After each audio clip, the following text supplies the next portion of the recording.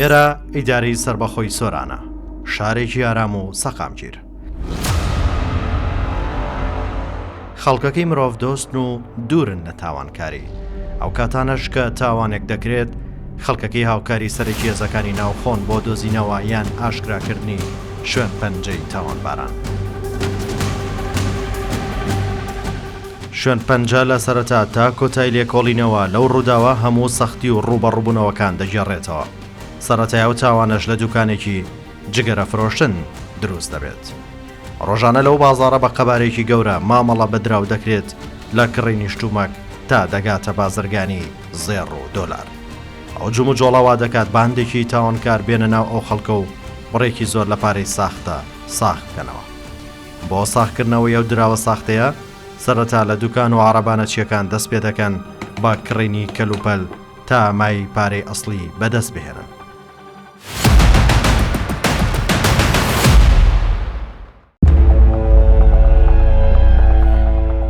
هەر لە سەرەتای ئەنجامدانی کارەکەیان بە بڵاوکردنەوەی ئەو دراوە ساختەیە هەرزوو و زانرا. یەکێک لە وەرگرانی ئەو پارە ساختەیە کە وڵاتێکی شاری سۆرانە گومان لە پارەکە دەکات و دەچێتە بەشی نەهێشتنی تاوان. دوای ئاشکرابوون کە ساختەیە و کەسەی فێڵی لێکراوە سکاڵا تۆمار دەکات. دوای وەرگرتنی زانیاری پۆلیسی نێشتنی تاوان دەست دەکات بە لێکۆڵینەوە تا بڕیە و پارە بزانن چەندە کە بە شێوەی قاچاق هاتۆتە ناو شاری سۆران. چەند تیمێک پێک دێنن تا ڕێگری لە بەڵاوبوونەوەی زیاتریە و پارە ساختەیە بکرێت. ئیدی چیرۆکی گەڕان و دۆزینەوەی شوێن پەنجەی تۆمەتباران دەست پێ دەکات. یەکێک لەو تاوانانەی کە لە دوایین تاوان کە ساختەکاری بوو ئاگدار کراینەوە کە زۆری دراوی عراقی بوو کە ڕێژێکی زۆر هات بۆ ناو بازاری سۆران لەلایەن هاوڵاتێکی ئێرانی هێنابووی لە ئێران هێنابووی لە ڕێگەی قاچاق داخلی سنوورەکانی هەرێمی کوردستان بوو. هاوڵاتیان ئاگاداریان کردینەوە کە زۆری 25 دیناری عراقی ساختە لە بازار هەیە. بە دووەداچوونی ورد دەست پێکرا لە ڕێگەی دروستکردنی ژوورێکی تایبەت بەو بابەتە.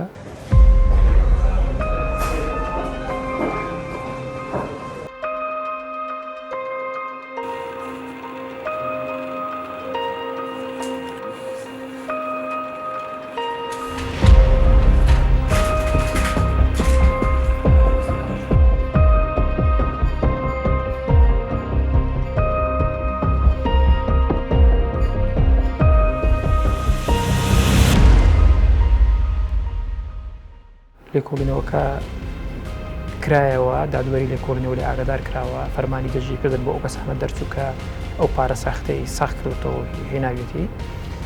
ڕاستەوخۆ توانیمان بە شێوەیەکی زۆر خێرا تیمەکان هەڵسن ئەو تۆمەتبارانە بدۆزنەوە دەستنیشانیان بکەن. لە هەمان ڕۆژ دەستنیشان کران.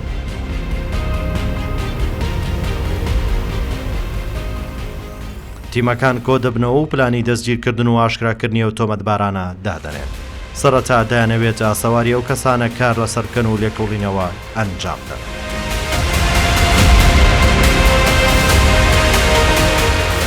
تیمەکان دەردەچن و بە شێوەیەکی شاراوە لێکۆڵینەوە ئەنجام بدەن. بەدۆدا چۆن دەکەن.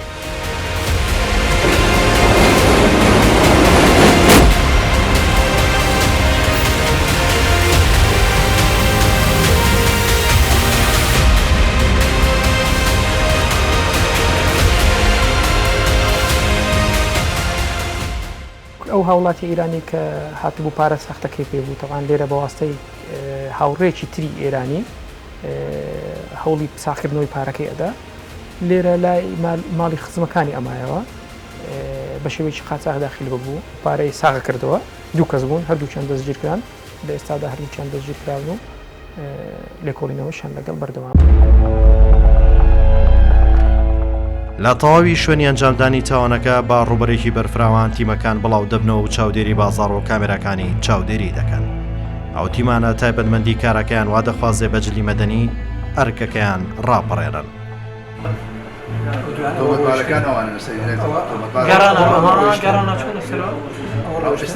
سەرماشەیە هەلاگیان لە دەستی ئەوە گەرانە و علاگەش ڕەشیان لە دەستیەوە چون ئەوە هەست سەر مۆسەکەی دوو نەفەرانە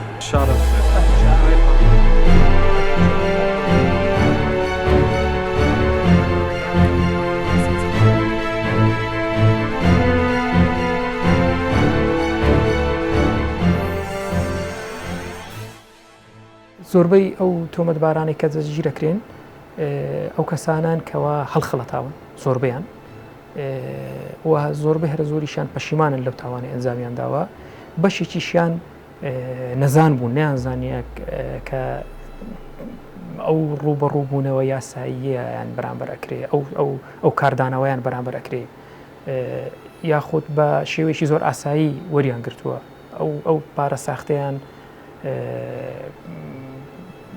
مەترسیەکانی پاری ساختیان نەزانیوە.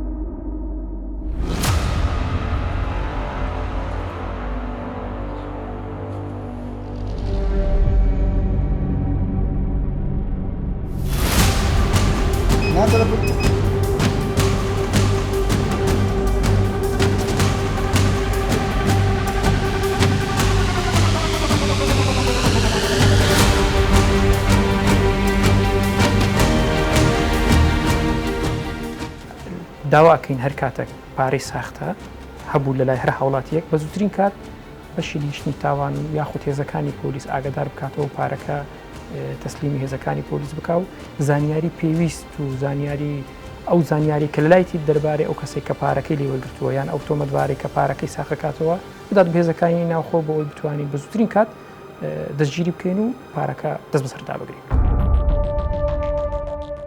یەکێکیان لە ئێران پارەکەی هێناوە. تۆمەتباری دووەم کە خەڵکی ئێران و دانیشتووی شاری سۆرانە هاوکاری تۆمەتباری سەرەکی بۆ لە ساختکردنەوەی پارە ساختەکە. دوای لێکۆڵینەوە سەرەداوێکیان دەست دەکەوێت و ئاسەوار و شوێن پەنجەی یەکێک لە تۆمەتباران دەدۆزنەوە. هێدی تیمەکان دەردەچن و بە دوای بکەرانیەوە ڕووداوە دەگەڕێن. چاودێری کامێراکان دەکەن. دوکان بە دوکان و شەقام بە شەقام چاودێری دەکەن و بە دوایان دەگەڕێن. لاگەری بڵاوبوونەوەی بڕە پارە ساختەیە کاریگەری لەسەر دەرۆن و متمانەی خەڵک دەبێت بۆیە زوو ڕێگری دەکەن. بەشی نێشتنی تاوان کاری سەرەکی نێشتنی تاوانە کە لە ڕێگەی ئەفسەر و کارمەندان و ئەو وەسایلانێک کە لە بەردەستی ئەو بەشەیە هەوڵەدا بۆ کەمکردنەوە و نێشتنی تاوان ئەو تاوانانەی کە بە شێوەیەکی نادیار ڕوئەدەن بەو پێی کە ئێمە جیا لە هێزەکانی پۆلیس بە شێوەیەکی شاراوە بە جرک و بەرجی مەدەنی کارمەندانمان ئەرکەبینن لە ناو بازار و لە شوێنە گشتیەکان بەو هۆکارە بووینەتە هۆکاری ئەوەی کە ڕێژەی تاوان کەم بکەینەوە تا ڕێژێکی زۆر باش لە سنووری کارکردەکانمان. ئەو تاوانانی کە کار لەسەرەکەی ساختەکاریە تاوانی دزیە بە شێوەیەکی سەرەکی کە ئەو تاوانانە تاوانێکم ڕاستەوخۆ کاریگەری لەسەر هاوڵاتیان دروستەکە کاریگەریی مادی ڕاستەوخۆ دروستەکە جگەلەوەی کە کاریگەریەکی بەتایبەت تاوانی ساختەکاری کاریگەری لەسەر ئابووری وڵات و هەرێم هەیە.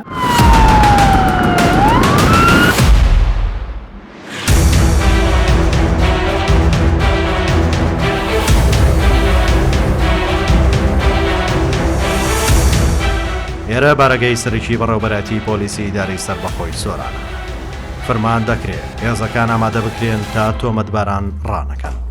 هێزێکی تونند و تۆڵ ئامادە دەکرێت. بەپێی زانیاری پۆلیس تۆمەتبارەکان بەردەوامن لە ساختکردنەوەی ئەو پارە ساختەیە. هێزەکانیش دەردەچن و بڵاو دەبنەوە.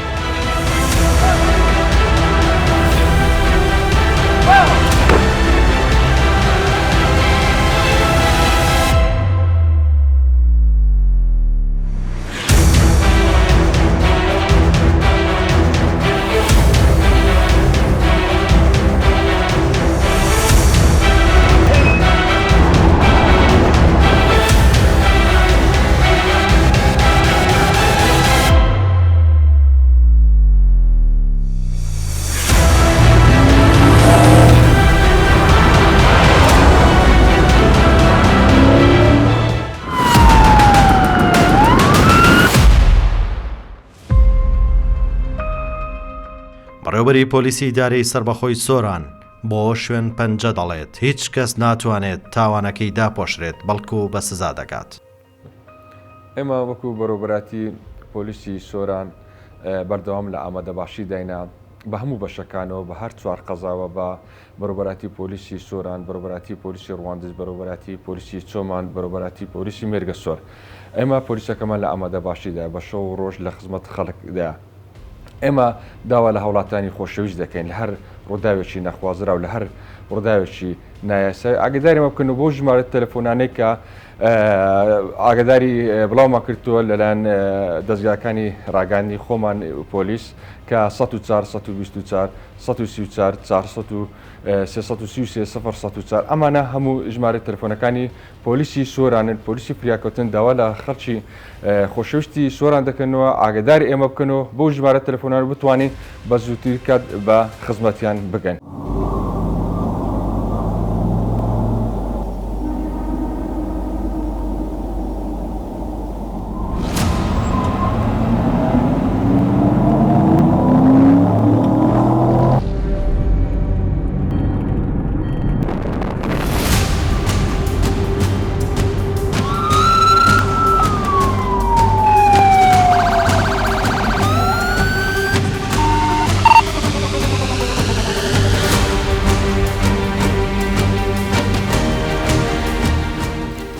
ئامانجی ئێمە ئەوەیە کە سەر و ماڵ و جانی خەڵک بپارێزین و ڕێگری لە تاوان بکەین و پۆلیسەکان بە بەردەوام لە ئەرکدانە تەنها مەبەستیان ئەوەیە پاراستنی خەڵکە.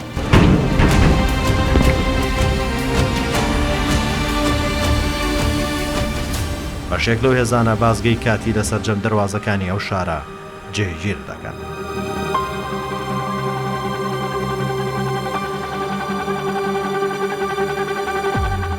دەست دەکەن بە پشکنین و لێپێچینەوە ڕێگاکان و جم و جۆڵ و هاتوچۆ کۆنتترۆل دەکەن.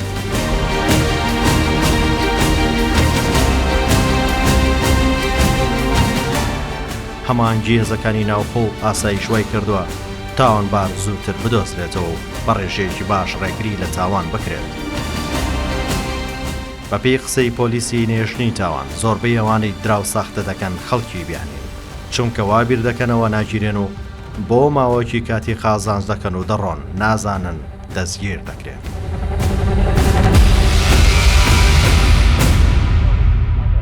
تاوانی ساختەکاری یەک لەو تاوانانەیە کە کاریگەریی ڕاستە خۆی لەسەر ئابووری وڵات هەیە.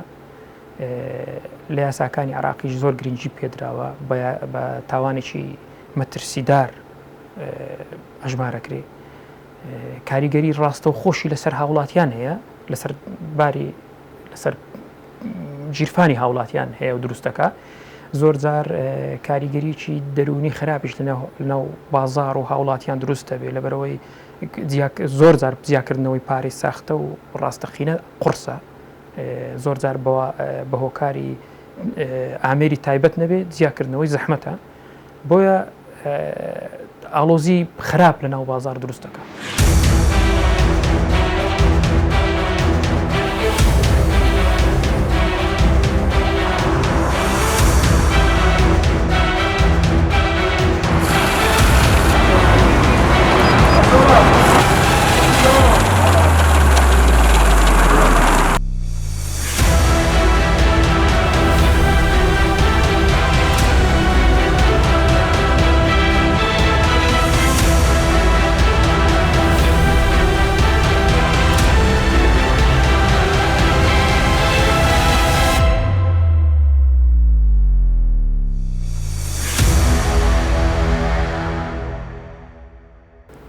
لە هەموو تاوانەکان ئەو کەسێک کە تاوان ئەنجامەدا ئامادەکاریی شەکە بۆ ڕووبەڕووبوونەوەی هێزەکانی پۆلیس. بۆیە زۆربەی جارەکان ئێمە ڕووبەڕووی ئەو ئەبینەوە کە مەترسی لەسەر گیانی ئەفسەر و کارمەندانمان دروست ببێ، بەڵام هێزی پۆلیس و ئەفسەر و کارمەند کاری پێشینەی جێبەجێکردنی یاسا و دەستگیرکردنی تۆمەتبارانە ئەگەری ڕۆبەڕووبوونەوەی تۆمەتباران ئەگەرێکە بەردەوام لە هەموو شوێنێکی دنیا هەیە، ئەگەری شەهید بوون و بریندار بوون هەیە. خۆشبەختانە تاکو ئێستا کەمتر ڕووبەڕووی خەڵک بووینەوە، زیاتر تۆمەتبارەکان بە توانای کارمەند و ئەفسەران بە زووترین کات دەستگیر کراون پێش ئەوەی دەست بۆ ئەوە ببن تووشی ڕوبەڕوو بوونەوە ببن لەگەڵ هێزەکانی پۆلیس بە شێوەیەکی پلاندا ڕێژرا و دەستگیر کراون.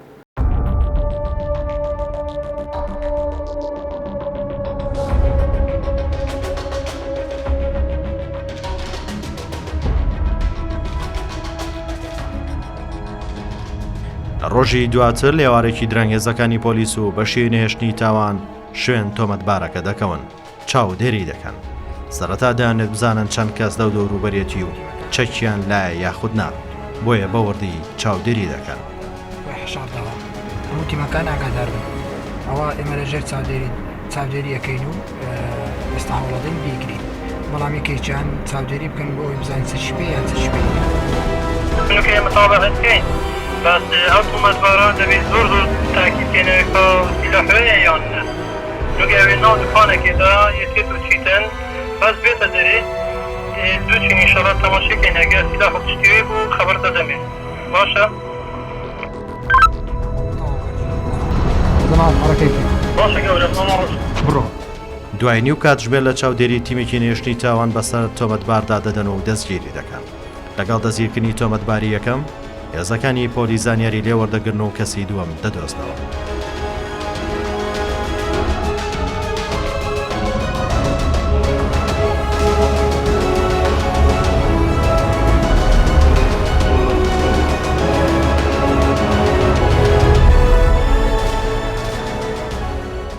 ئێمە هەر ڕووداوێت کە لەلایەن خەرکەوە ئاگاداریمە دەکرێتەوە بەو ژمارە تەلەفۆنانەکە باسمان کرد کە ڕوون و ئاشکرا لەلایەن خەڵکدا ئێمە پۆلیسی فریاکەوتن پەیوەندی پێوە دەکاتن ئەگەر ڕووداوەکە نەتواندرا کۆنتڕۆل بکرێت و چەندین مەفرەزەی تر هاوکاری دەکاتوە و جگە لەوەش هێزی ئامادەمان هەیە پەیوەندی پێوە دەکاتن بۆ ئەوەی کۆنتڕۆلی ڕووداوەکە بکات و گومان لێکراوان دەستگیر بکات و بدرێتە بە دادگا.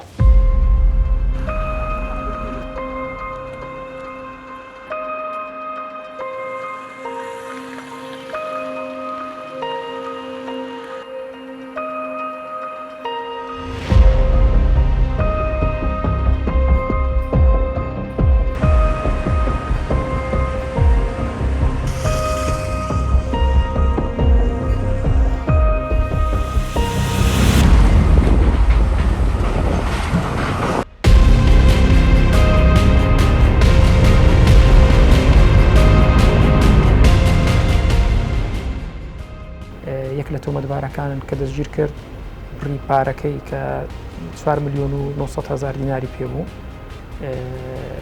دەستگیر کرا و دانی بە تاوانەکەی ناکە ئەو پارەی لە ئێران هێناوە لە ئێستادا ڕاگیراوە بەپێی یاسای سزادانی عراقی لەسەر پارەی ساختە.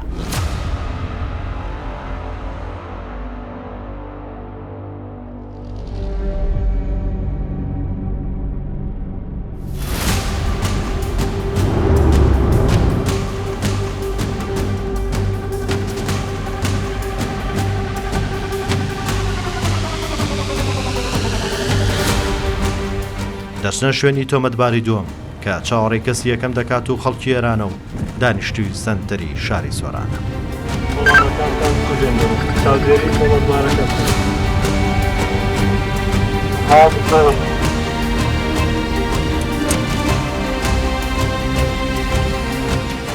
لە شوێنێکی گشتی تۆمەتباری دووەم دەستگیر دەکات.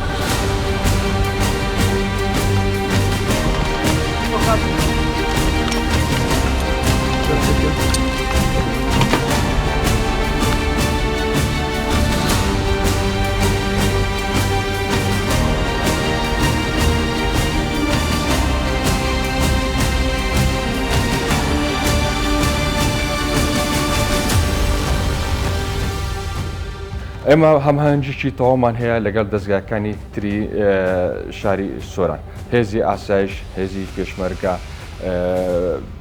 پۆلیسی هاتوچۆ بەرگری شارستانی توندی تیژی ئافرەتان ئەمە هەمهەنجێکی تەواومان هەیە بۆ ئەوەی بتوانین خزمەتی شاری سۆرانی خۆشەویست بکەین.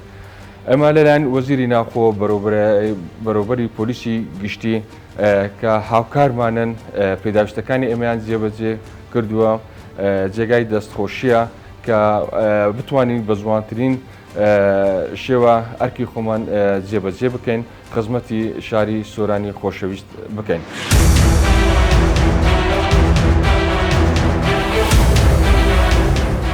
شوێن پەنجە دوای دەزیکنی تۆمەتبارەکان دەچێتە گرتوخانەیەکی کاتی زۆران. تۆمەتبار دانی بە تاوانەکەی ناوە. ئێمە دەبینین و باسی چۆنیەتی ئەو تاوانە دەکات کە ئەنجامی داوە. یعنی 2011 هاتم چوونە کوردستانی یاکەم خزمم لێرەنە. یعنی والله هیچ یەکەمین جار بوو ژە ئەو ئیشەی خەلەتی بکەمەوە. والله هی بێعەقڵیە خۆ نەزانیە خۆ ئەمیش بە خودای ڕاستیەکەن گۆ برێ ئەمە نەزانی هەندەی مشکلەیە چون نەمکرد بوو نەمزانی بوو ئەگە دیت بەمە بەو تەمەنێ خۆم تشتی خۆم نەدیت بوون. یعنی نەفرێکی عەزەم لە ڕزاییە گوتیان ببە هیچ مشکلەی نییە و دیگە هیچ فەرقی نییە و ئەتوانی سرف بکەی ئەتوانی ئەمیش هۆ بێعەقڵی لێ وەرگرت لێم کڕی ئەڵام ماڵێ خۆمی شووە تقریباً 35 ڕۆژێک لە سزنێمە هیچ ئەوە کاریامیش دیار نەکردم. پارەکەم تقریباً 100,000 لێ سرف کرد بوو لە بازارێ. یەک هەندێک دوکانم 4 دوکانم دابیە باش اینگە ئەمزانی بەس ئەسلی نییە بەس نەمزانیش هەندە مشکلەیە هەندەی مثلا سەخت ئەگرن.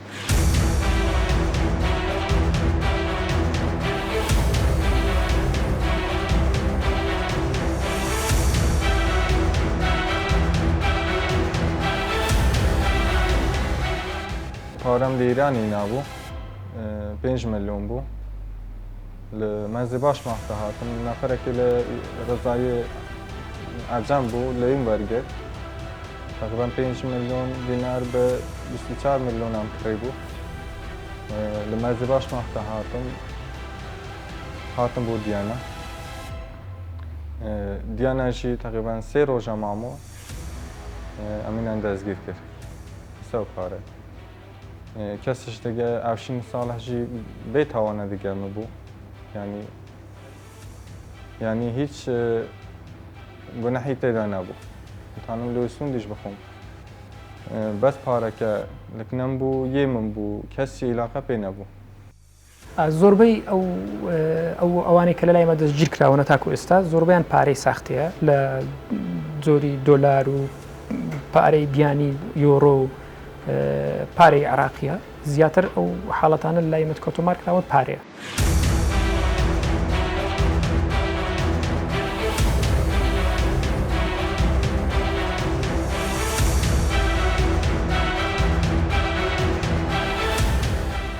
والله هەندی پەشیمانم هەندی ئەرد و ئەسما یعنی پەشیمانەکەی هەندی تو بێژ نەکو ماخۆ کێژیە نەخۆ نەکو هەندیش خۆ ئەو نییە خۆ ماڵ منداڵی خۆم ساحەب دو منداڵم ئەو ئیشەم کرد خەلاتی بوو ئەمیش زانم زۆر خەلاتی بوو یعنی حتاژی ئینسان نەبینی نزانی خەلاتی کووە.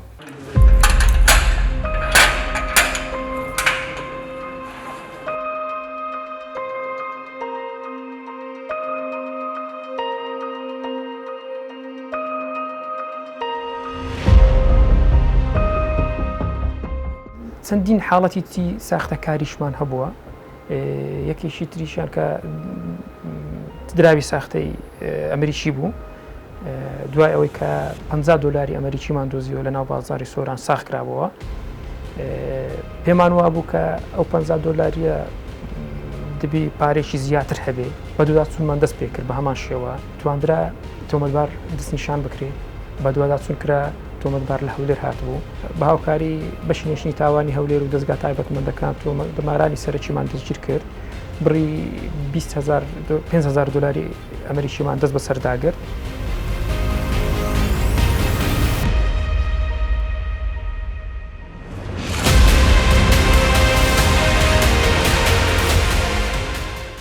مادەی 280 تەزیفی عملا واتە تەزیف واتە ساختەکردنی دراوی برین معدەنی و زێر و زیو بە جۆرێک کەوات و دراوێکی معدەن بینی بۆ یاغێکی لێ بدەیت کە بیکەی بەزێر ئەوە مادەی 280 باس لەوە کات یاخود دراوێکی زێڕ بینی بڕێکی لێ ببڕی واتە ئینقاس بکەی لە وەزنەکەی ئەوەش پێرن ساختەکاری ئەوە تەزیفی عوملەی برین معدەن و ئاسن و ئەوانەی پێگوترێت بە پێی یاسا عێراقی سزادانی عێراقی سزایەکەی 15 ساڵە واتە بەندکردن بۆ ماوەی 15 ساڵ سزای ئەو کەسانێک کە دێنە ناو هەرێمی کوردستان و بە شەریکی لەگەڵ کەسانی تر مدەکەی بەندکردنە بۆ ماوەی 10 ساڵە بەپێی مادەی 280 و لەو کاتەدا ئەگەر هاتوو لە یەک کەس زیاتر بوو یاخود لە 3 کەس زیاتر بوو سزای ئەو کەسانێک لەبەر ئەوەی کارەکە لە 3 کەس زیاترە ئەوە دەبێتە زەرفی مشەدەد واتە زەرفێکی قورسکراو لە دادگا واتە سزایەکەی زیاترە لەوەی کە یەک کەس بە تەنیا عوملەکە ساختە بکاتن هەر کەسێک ئەگەر زانیشی کە ئەو پارە تەزویرە و مامەڵەشی پێکرد ئەویش هەمان دەبێتە شەریک لە جەریمەی تەزویر و هەروەها ئەو کەسانەی کەوا پێشینەی تاوانکاریان هەیەواتە ساحبی سەوابقی قەزایینە طبعاً سزاکانیان زیاترە لەو کەسانەی کەوا پێشینەی تاوانکاریان نییە. شوێنپەنجە لە کۆتایی سزای یاسایی و تاوانەکان نیشان دەدا تاوانی بیر لە تاوان دەکەنەوە پاشکەس ببنەوە و پەنا بۆ یاسا ببەن پێش ئەنجامدان. ئەنجامدانی هەر تاوانێک چارەنووسی تاوانبار کونجی زیندان و لە دەستدانی پێکە و سومعی کۆمەڵاتی دەبێت و خێزانەکەشی ماڵوێران و شەرمەزار دەکات.